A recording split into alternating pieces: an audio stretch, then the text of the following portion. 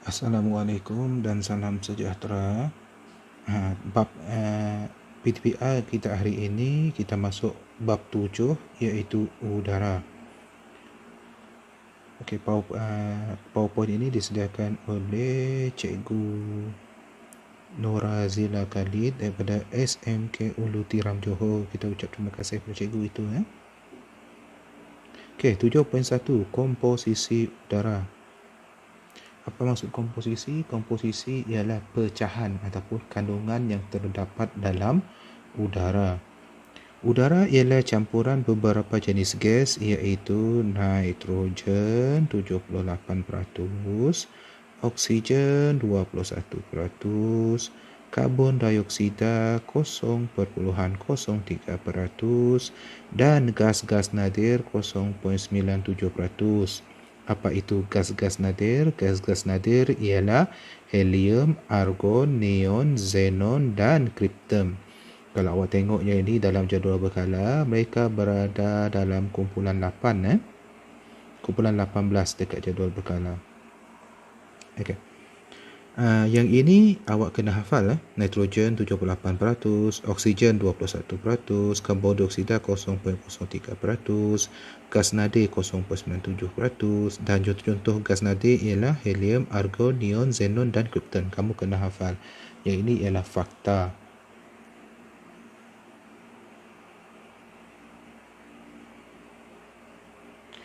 Komponen-komponen lain yang terdapat dalam udara seperti mikroorganisma, uap air dan habuk. Kuantiti komponen-komponen ini adalah kecil dan sering berubah bergantung pada masa dan tempat. Sebagai contoh, uap air di kawasan hutan selepas hujan adalah lebih banyak berbanding dengan hari panas di kawasan gurun. Itu sebabnya kenapa selepas hujan kita rasa sejuk. Tapi kalau di kawasan gurun kita rasa panas. Kenapa? Tiada uap air.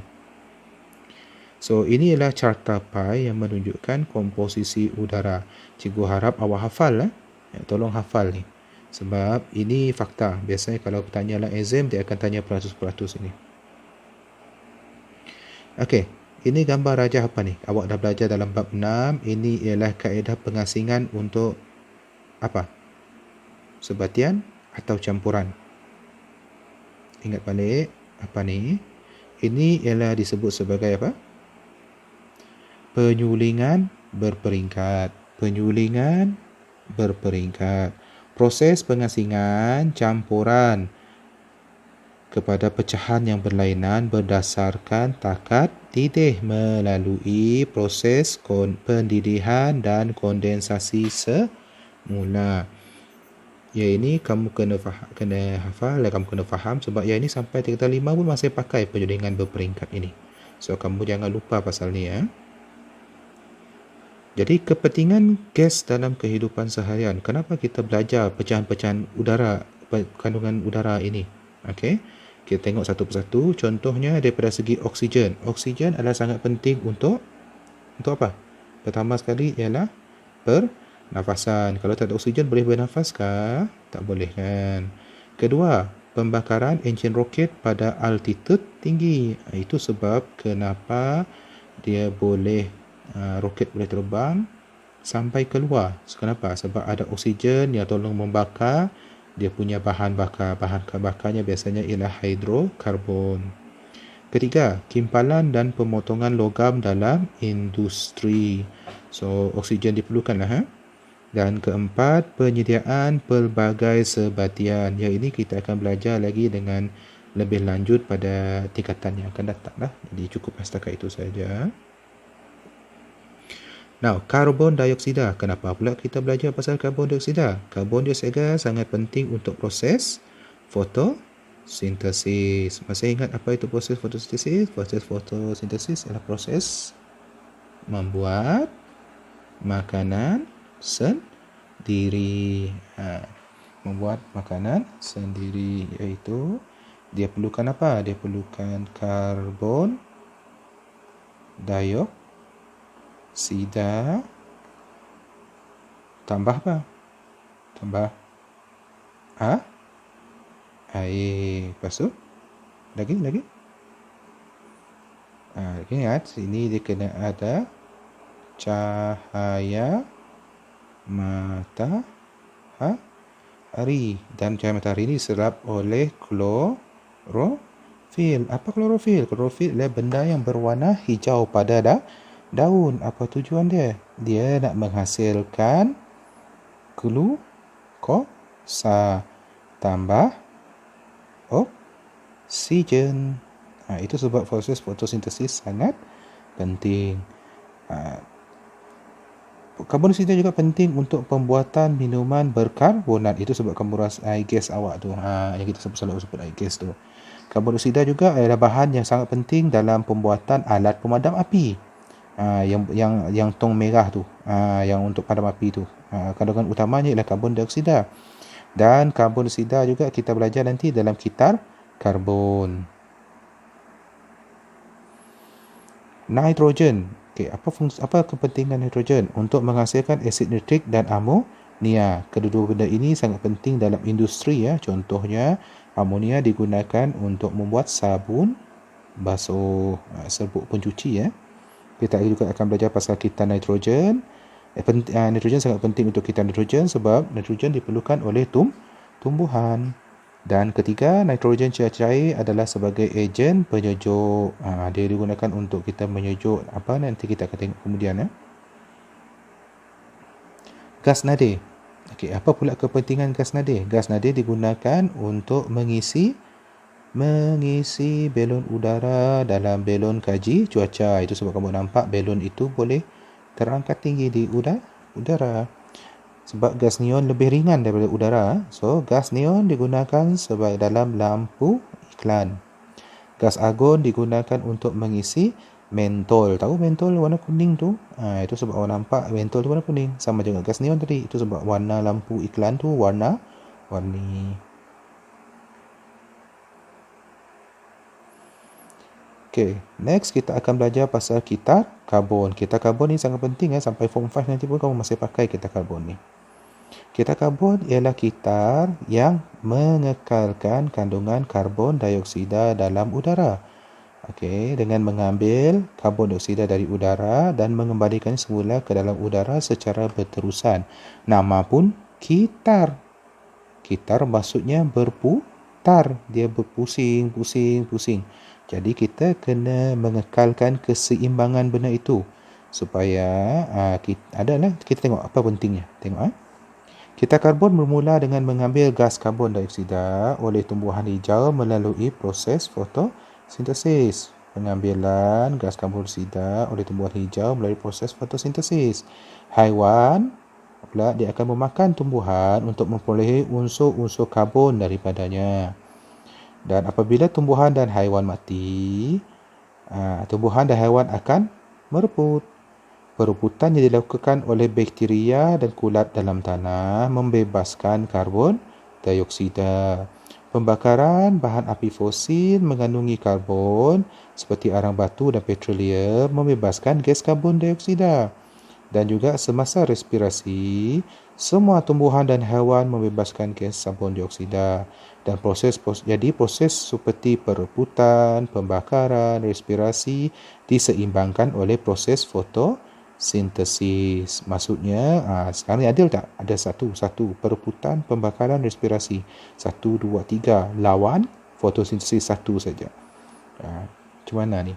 So, itu sebabnya kenapa kita wajib penting belajarnya kitar karbon. Ini contoh dia.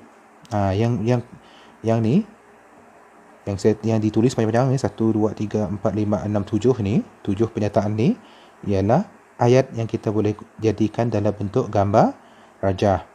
Ini yang dimaksudkan dengan kitar karbon. Dekat sini ada 6 proses yang berlaku sebenarnya. Proses yang pertama ialah tumbuhan hijau melakukan respirasi. So, bila melakukannya respirasi, gas karbon dioksida dalam atmosfera, dia membebaskan gas karbon dioksida.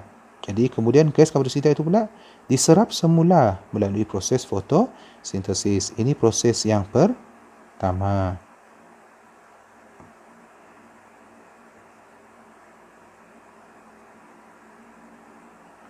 Kemudian, yang kedua, daripada tumbuhan hijau, dia dimakan oleh haiwan. Selepas dia dimakan, haiwan itu hidup kan? Bila dia hidup, dia bernafas kan? Bernafas maksud dia menjalankan proses respirasi. So, bila dia melakukan proses respirasi, dia membebaskan gas karbon dioksida dalam atmosfera. So, gas atmosfera pula, gas karbon dioksida dalam atmosfera pula diserap semula oleh tumbuhan melalui proses fotosintesis. Ini kitar nombor 2. Okey. Yang ketiga, tumbuhan hijau dimakan oleh haiwan. Kemudian, haiwan pula dia mati. Dan bila mati, berlakunya proses perebutan dan dia membebaskan gas karbon dioksida di atmosfera. Dan gas karbon dioksida di atmosfera pula diserap semula melalui proses fotosintesis. Ini nombor berapa dah ni? Nombor berapa ni? Nombor 3. Next. Tumbuhan dimakan oleh haiwan. Haiwan pula mati. Dan bila mati, dia membentuk bahan api fosil. Dan bahan api fosil pula dibakar. Dan bila dibakar, dia membebaskan gas karbon dioksida. Dan gas karbon dioksida pula diserap melalui proses fotosintesis. Ini nombor 4. Ini kitar yang keempat ni. Daripada gambar ni saja.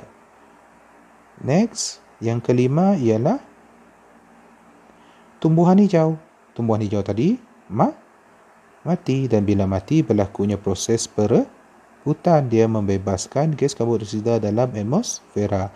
Dan gas karbon dioksida di atmosfera diserap melalui proses fotosintesis oleh tumbuhan. Ini nombor 5. Dan yang keenam, tumbuhan hijau mati. Dan bila mati, dia membentuk bahan api fosil, iaitu petroleum, gas asli dan arang batu. Dan petroleum, gas asli dan arang batu digunakan dalam industri. Dan berlakulah proses pembakaran bahan api. Dan berlakulah pembebasan gas karbon dioksida dalam atmosfera. Dan gas karbon dioksida dalam atmosfera diserap semula oleh tumbuhan melalui proses fotosintesis. Ini nombor 6. Jadi, ada 6 proses yang berlaku dalam kitar ini. Itulah sebabnya disebut sebagai kitar karbon. Sebab ini yang berlaku dalam kehidupan kita seharian. Dan gas kitar ini kena seimbang. Dia mesti seimbang. Cuba bayangkan, kalau terlalu banyak berlakunya bahan pembakaran api fosil, apa berlaku? Kalau banyak sangat pembakaran bahan api fosil, apa berlaku? Kita akan meningkatkan kandungan gas karbon dioksida dan hasilnya kita akan berlakulah pencemaran. Itu sebabnya kenapa kita belajar pasal kitar ini dan kenapa kitar ini adalah sangat penting. Okey, itu tadi kitar karbon. Sekarang kita tengok pada kitar oksigen. Kitar oksigen ialah kitar yang melibatkan pengambilan oksigen daripada udara. Okey. Pengambilan oksigen daripada udara dan mengembalikan oksigen semula ke udara secara berterusan. Sama macam kitar karbon tadi. Takkanlah kita asyik fikir karbon dioksida. Oksigen pun perlu sebab kita perlukan oksigen untuk bernafas. Oksigen diperlukan untuk proses respirasi. Respirasi ini bernafas.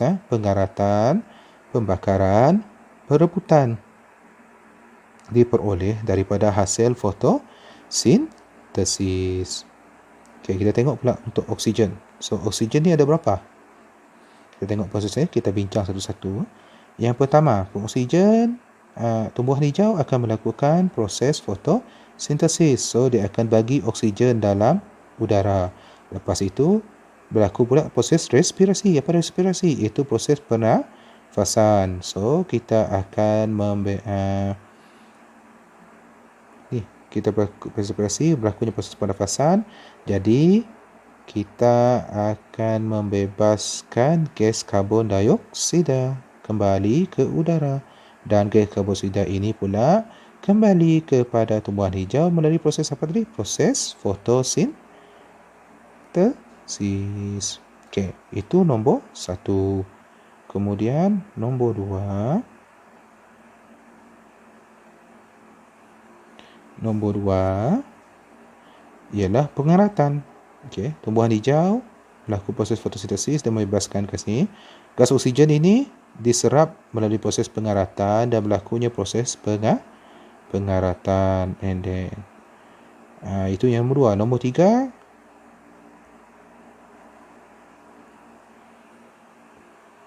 gas oksigen dalam atmosfera digunakan untuk pembakaran. Bila berlaku pembakaran, kita membebaskan gas karbon dioksida dalam atmosfera, dan gas karbon dioksida dalam atmosfera diserap oleh tumbuhan hijau melalui proses fotosintesis untuk mengembalikan oksigen dalam atmosfera. Ini nombor 3. Okey, ini 1, ini 2 dan ini 3. Next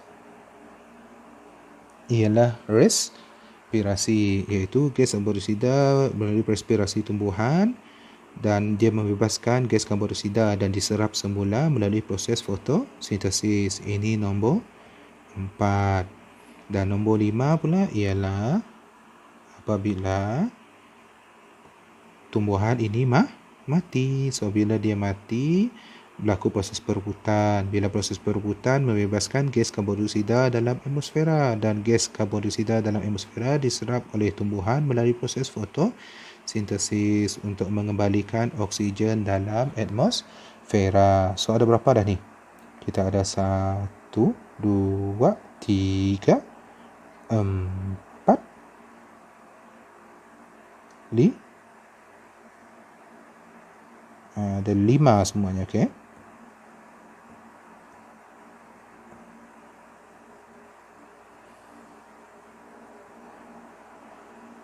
Langkah-langkah mengelakkan gangguan pada kitar oksigen dan kitar karbon.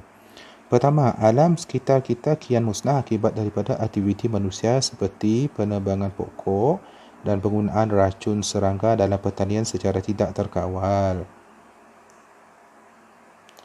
Dan keadaan ini menyebabkan peningkatan gas karbon dioksida dan mengganggu kitar-kitar semula jadi, termasuklah kitar oksigen dan kitar karbon. Antara kesannya kepada kehidupan dan persekitaran ialah pemanasan global dan kesan rumah hijau. Tahu pemanasan global? Pemanasan global ialah menyebabkan suhu dunia meningkat. Sama juga dengan kesan rumah hijau. Okey, kesan rumah hijau pula ialah apabila peningkatan kandungan gas karbon dioksida. So, langkah-langkah untuk mengelakkan gangguan pada kitar oksigen dan kitar karbon ialah mencegah pembalakan haram. Kita akan merancang balak mana boleh potong, balak mana tak boleh potong. Kalau kayu tu masih muda, janganlah potong kan. Kalau tak, rugilah kita. Mengelakkan penggunaan racun serangga secara berleluasa. Racun serangga pun kita kena kawal. Kalau tidak, nanti berlakulah gangguan pada kitar oksigen dan kitar karbon. Tidak melakukan pembakaran hutan. Yang ini kan selalu digunakan kaedah paling senang, nak buka kawasan kan, nak buka tanah kan. Jadi jangan buat pembakaran terbuka. Kalau buat pembakaran terbuka akan membebaskan banyak gas karbon dioksida. Mengelakkan pembebasan asap kenderaan yang berlebihan. Okey, macam mana? Kita kongsi kenderaan untuk pergi ke satu destinasi yang sama, ataupun kita gunakan pengangkutan awam. Okey, setakat itu saja. Saya rasa dah cukup panjang, 18 minit. Okey. Sekian, terima kasih.